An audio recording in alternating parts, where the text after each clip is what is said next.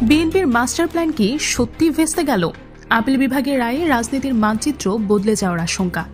ঢাকা থেকে যে খবরটি এইমাত্র আসছে সেটি বাংলাদেশের রাজনীতির ইতিহাসে একটা বড় মোড় ঘুরিয়ে দিতে পারে বলে রাজনৈতিক বিশ্লেষকরা মনে করছেন। সুপ্রিম কোর্টের আপিল বিভাগ একটি ঐতিহাসিক পর্যবেক্ষণ দিয়েছে, যেখানে বলা হয়েছে অন্তর্বর্তী সরকারের শপথ বৈধ। এই বাক্যটি পুরো রাজনৈতিক সমীকরণকে যেভাবে ওলটপালট করে দিয়েছে সেটা সাধারণ চোখে দেখলে বোঝা যাবে না। গভীরভাবে বিশ্লেষণ করলে বোঝা যায় এই রায়ের মধ্য দিয়ে বাংলাদেশ নীতিবৃত্তির দলগুলোর জন্য একটি বিশাল ধাক্কা এসেছে এবং বিশেষ করে বিএনপির জন্য এটি একটি চরম দুঃসংবাদ হয়ে দাঁড়িয়েছে। রাজনৈতিক অঙ্গনে এখন যে আলোচনা চলছে সেটি অত্যন্ত গুরুত্বপূর্ণ এবং সে আলোচনার কেন্দ্রবিন্দুতে রয়েছে বিএনপির ভবিষ্যৎ কৌশল নিয়ে প্রশ্ন। অনেকেই বলছেন বিএনপির যে মাস্টার প্ল্যান ছিল সেটি এখন চূড়ান্তভাবে ব্যর্থ হয়ে গেছে এবং ডক্টর মোহাম্মদ ইউনূসের পক্ষে একটি বিরাট ঘটনা ঘটে গেছে বাংলাদেশে। সাধারণ দর্শক বা পাঠক যখন এই খবরটি দেখছেন তখন হয়তো ভাবছেন অন্তর্বর্তী সরকারের শপথ বৈধ। এই রায়ের সাথে বিএনপির ভবিষ্যৎ পরিকল্পনা ব্যর্থ হওয়ার কি সম্পর্ক থাকতে পারে? কিন্তু এই দুটো বিষয়ের মধ্যে যে গভীর যোগসূত্র রয়েছে সেটা বুঝতে হলে বাংলাদেশের রাজনীতির অন্তর্নিহিত গতিধারাটি বুঝতে হবে। বিএনপির গত কয়েক মাস ধরে একটি নির্দিষ্ট রাজনৈতিক কৌশল অনুসরণ করে আসছে এবং সেই কৌশলটি এখন স্পষ্ট হয়ে গেছে। রাজনৈতিক বিশ্লেষকরা বলছেন বিএনপি অত্যন্ত পরিষ্কারভাবে বুঝতে পেরেছে যে জনগণের ভোটে বিএনপির ক্ষমতায় আসা সম্ভব না। যদি তারা সত্যিই বিশ্বাস করত যে জনগণের ভোটে তারা জিততে পারবে, তাহলে তারেক রহমান কেন দেশে আসছেন না সেটা একটা বড় প্রশ্ন। এই প্রসঙ্গে লক্ষ্য করার বিষয় হলো এখন এনসিবির মাধ্যমে এবং কর্নেল অলির মাধ্যমে ভিন্নভাবে বলা হচ্ছে যে নির্বাচনের তফসিল ঘোষণা করতে দেরি করা উচিত। মানে এখন ফেব্রুয়ারিতে নির্বাচন যাওয়া উচিত না, এমন একটা অবস্থান তৈরি হচ্ছে। ওদিকে ওয়াজেদ আলম বলছেন একটি বিতর্কিত কথা, যেখানে তিনি বলেছেন জনগণ ভোট দিলেও তারা জামায়াতের হাতে ক্ষমতা তুলে দিতে চান না এবং পারেন না। এই বক্তব্যটি অত্যন্ত তাৎপর্যপূর্ণ, কারণ এটি স্পষ্টভাবে বলে দিচ্ছে যে বিএনপি এবং তাদের মিত্ররা জানে জনগণ জামায়াতকে ভোট দেবে। ডাকসু নির্বাচনের পরে এই বিষয়টি আরো স্পষ্ট হয়ে গেছে। তাহলে প্রশ্ন হলো বিএনপি আসলে কি চায়? এই প্রশ্নের উত্তর খুঁজতে গেলে দেখা যায় বিএনপি চায় পেছনের দরজা দিয়ে এবং পর্দার অন্তরালে ক্ষমতায় আসতে। রাজনৈতিক বিশ্লেষকদের মতে বিএনপি ডক্টর ইউনূসকে ব্ল্যাকমেল করার মাধ্যমে লক্ষ্য অর্জন করতে চায়। এই প্রসঙ্গে ইতিহাসের দিকে তাকালে দেখা যায় ফখরুদ্দিন মঈনুদ্দিনের নেতৃত্বাধীন ইয়ান-11 সরকার আওয়ামী লীগকে পেছনের দরজা দিয়ে ক্ষমতা এনে দিয়েছিল। 2008 সালে দুর্নীতি বরপুত্র হিসেবে তারেক রহমান প্রতিষ্ঠিত হয়েছিলেন এবং রাজনীতি না করার মুচলেকা দিয়ে তারেক রহমান দেশ ছেড়েছেন। এর মধ্যে আরো অনেক ঘটনা আছে যেগুলো মানুষের মনে এখনো সজীব। তারেক রহমান এবং খালেদা জিয়াকে বাদ দিতে বিএনপির শীর্ষ নেতারা সবাই তখন রাজি হয়ে গেছেন।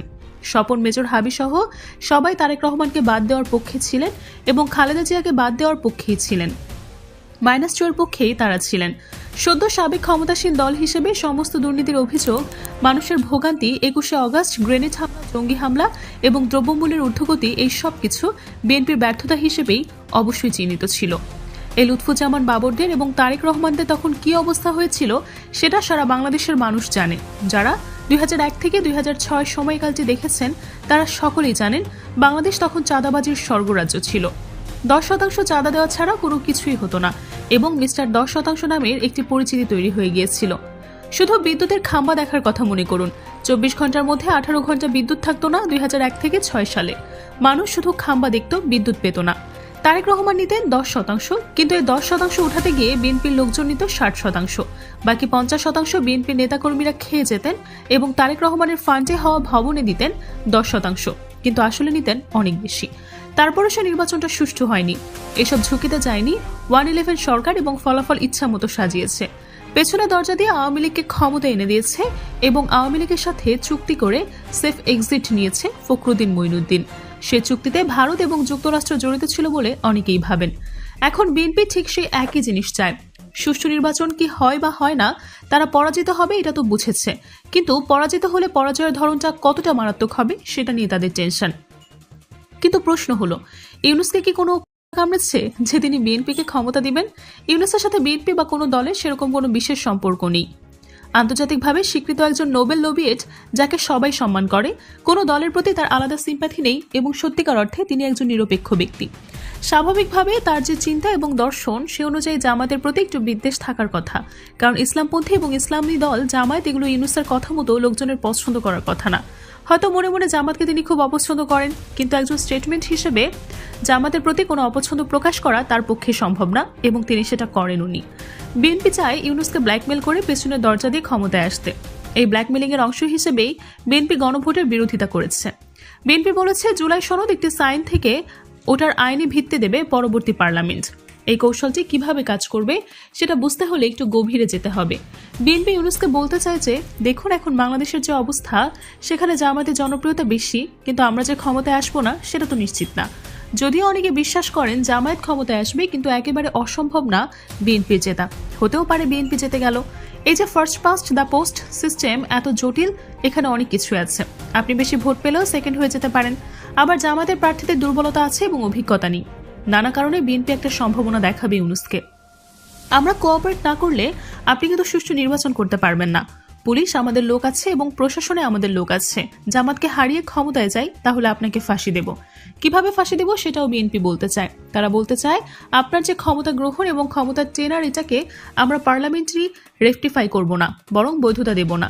এই ধরনের সরকারের বৈধতা পরবর্তী পার্লামেন্টের উপর নির্ভর করে, এটা ইতিহাস বলে।